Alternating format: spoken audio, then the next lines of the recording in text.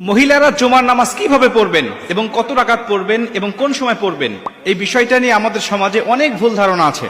অনেকেই বলে যে মহিলারা জুমার নামাজের মতো 2 রাকাত আদায় করবে, অনেকেই বলে না জোহরের নামাজের মতো 4 রাকাত আদায় করবে।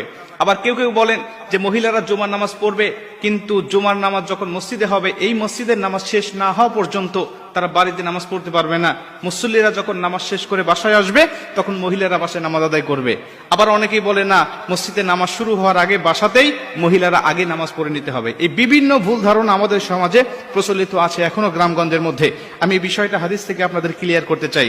সুনানে আবু দাউদ শরীফে বর্ণনায় আল্লাহ রাসূল সাল্লাল্লাহু আলাইহি ওয়াসাল্লাম বলেন, প্রত্যেকটা মুমিনের জন্য অবধারিত করে দেওয়া হয়েছে, রাসূল সাল্লাল্লাহু আলাইহি ওয়াসাল্লাম বলেন প্রত্যেকটা মুমিনের জন্য আবশ্যিক করে দেওয়া হয়েছে তারা মসজিদে গিয়ে ইমামের পিছনে জামাতের সাথে তারা জুমার নামাজ আদায় করবে, কেবলমাত্র শুধুমাত্র 4 প্রকার ব্যক্তি ছাড়া।